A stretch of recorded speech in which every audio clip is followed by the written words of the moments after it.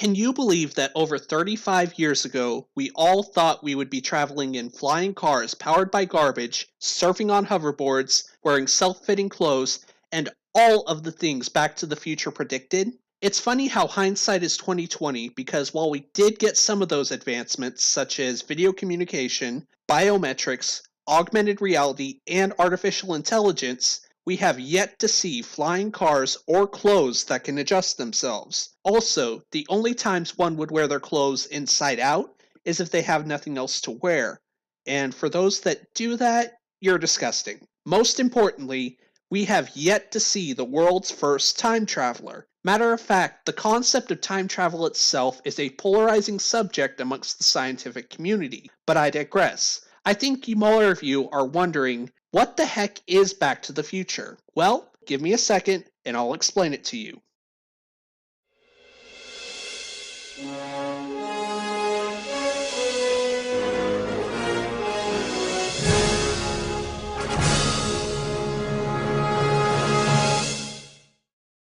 Back to the Future is a 1980s film trilogy starring Michael J. Fox and Christopher Lloyd, centering around the time-traveling misadventures of Marty McFly and Doc Brown.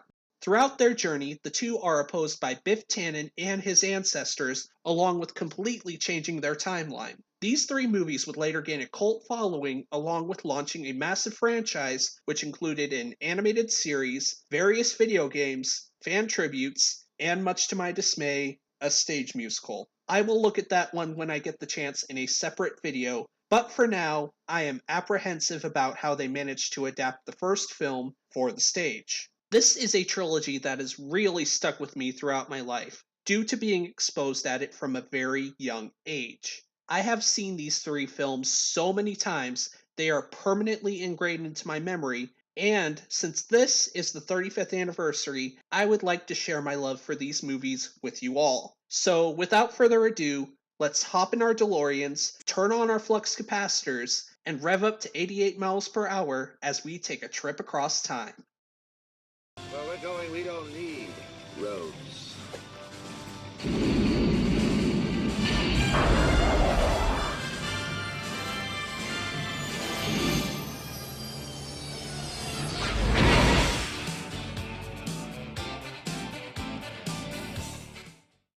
Back to the Future was conceived after producer Bob Gale visited his parents in St. Louis, Missouri after the release of his film, Used Cars. While rummaging through their basement, he discovered his father's high school yearbook and learned he was his high school's class president. This gave Gale a thought. If he went to high school with his father, would they be friends? And how would his father react to his future son as well? Upon returning to California, he discussed the idea with Robert Zemeckis, who added the concept of a mother who claimed she had never kissed a boy, but was promiscuous. The duo took the concept to Columbia Pictures, who approved of the idea and made a development deal for a script in September of 1980. From the earliest stages in production, they wanted to have it set in 1955, because according to their calculations, an 18-year-old traveling back in time to meet their parents at that same age would have to go to that decade. This era also marked the rise of teenage culture, rock music, and suburban growth. Instead of the DeLorean from the final film, the time machine was initially a gutted refrigerator created by Doc Brown and led to a climax in which Marty would need the power of an atomic explosion to return home. However, that idea was thankfully axed by Zemeckis out of concern for children imitating the film by climbing into the refrigerators. They wanted the time travel device to have more mobility, which gave way to the idea of a time-traveling DeLorean, because it looked like a spaceship. Upon completing the initial script, they presented it to Columbia. Unfortunately, they put the film in turnaround because it was too lighthearted in tone. Columbia suggested they should pitch it to Disney, but Gale and Zemeckis decided to try pitching it to other studios first. 4 years later. After 4 years of constant rejection from every studio in Hollywood, they eventually did pitch it to Disney. Sadly, they also turned it down because the story of a mother falling in love with her son was not appropriate for the company's family-friendly name. I guess also making their protagonist a video pirate didn't help either. With nowhere else to turn, they decided to show their screenplay to their friend Steven Spielberg. Thankfully, he loved it and agreed to produce the film. Initially, the script remained under Columbia Pictures, but due to legal reasons, it was traded to Universal. The final version of the script kept the same basic story beats as the initial screenplay, but with a few minor changes and an altered climax. The original version of the climax would later be repurposed for Indiana Jones and the Kingdom of the Crystal Skull. When casting the teenage lead, they wanted Michael J. Fox as Marty McFly from the very beginning of production. However, he was unavailable due to previous commitments with his sitcom Family Ties. They cast Eric Stoltz in the role instead. This was, however, short-lived, as a few weeks into filming, Zemeckis immediately regretted the decision and struck a deal with Fox to get him into the film, leading to the latter balancing his time with both Family Ties and Back to the Future.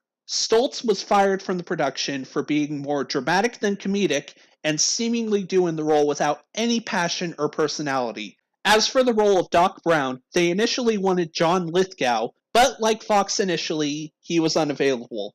With the leads cast and production moving rather smoothly from here on out, the first Back to the Future was released on July 3rd, 1985, to both critical and box office acclaim, being number one at the box office for 11 weeks straight.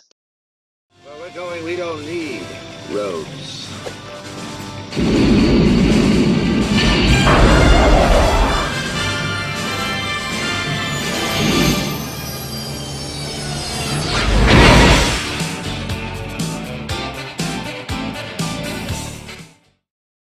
The first film sees Marty accidentally traveling back to 1955 and must make his parents fall in love with each other again, after he inadvertently prevents them from doing so.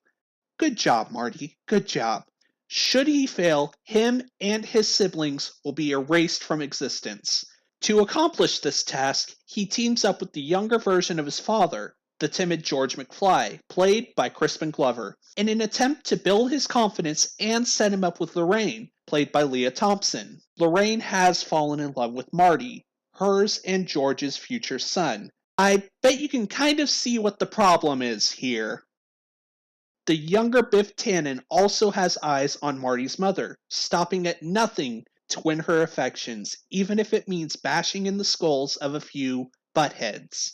I love the seamless transition between 1985 and 1955 Hill Valley, and the concept of how one change in the past can drastically alter one's future, which is a theme that would become prevalent throughout the entire trilogy. Because of Marty's actions in the past, his initial down-on-his-luck future is changed for the better because of how he inspired his parents to pursue their passions. This installment does a great job in establishing the saga, characters, and future hurdles that will come along in their journey. In my opinion, I think this one has the best plot, character development, and an amazing soundtrack written by Alan Silvestri. With a fantastic start, it can be said that things only go up from here, and oh boy they do. At least in the second film. Where we're going, we don't need roads.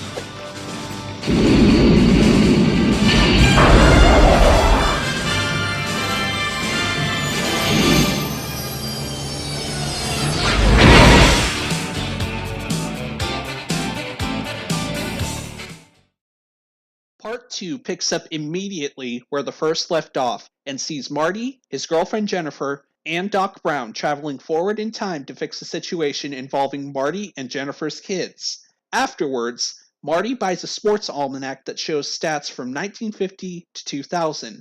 Unfortunately, it and the DeLorean falls into the hands of an elderly Biff Tannen, who uses both to change the timeline and dominate the world in the process, while also achieving his goal of marrying Marty's mother. We still see the world through Marty's perspective as he tries to restore his timeline. We are also given a stronger look at Biff Tannen and his ambitions in 1955, both 1985's, and 2015. Despite the latter's development, he's still portrayed as a one-dimensional, one-note villain. This installment also raises the stakes from the original and shows the harsh ramifications of interfering with the past. It also seems to be more action-oriented than the previous chapter, and sets the scene for the final installment of this story, leaving us wanting much more, even though what comes next is the weakest link in this chain.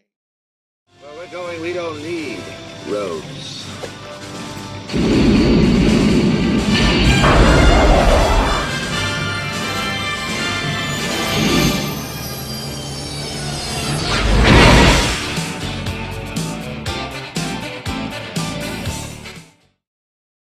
Marty travels back to 1885 to rescue Doc Brown from being murdered by Buford Mad Dog Tannen, Biff's great-grandfather. Marty is unable to return to 1985 since the DeLorean's gas tank has been punctured.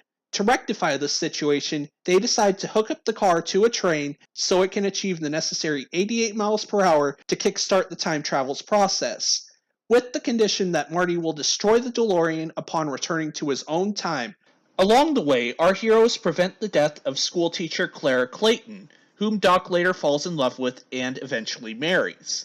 Like in the previous chapter, the film takes a more action-oriented approach to storytelling and uses a large amount of set pieces to progress the story, but in my opinion, I think they rely on them a bit too much.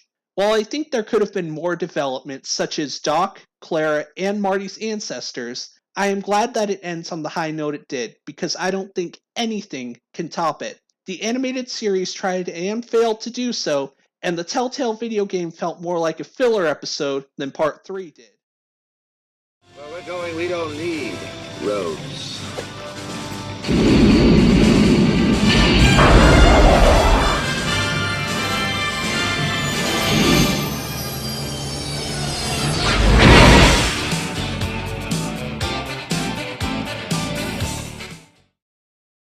If you want to watch this trilogy, do not just watch the first one and move on with your day. Watch the entire story from beginning to end. If you are only watching a single part of the story, you aren't getting the full message Gale and Zemeckis are trying to convey, and you aren't seeing Doc and Marty's full journey. It's like with Star Wars. You have to watch the whole saga to get the full story, though I would recommend skipping Episode 2 Attack of the Clones. It's just bad. Don't watch that part. Just do Episode 1 and do Episode 3 in the prequels. That's it. This is one series I would gladly recommend time and time again, and I hope it doesn't become a victim of the recent remake and or sequel trend going on in Hollywood. It is perfect as it is. However, if I had to give some criticism, it would have to be regarding Marty and Doc Brown's character development.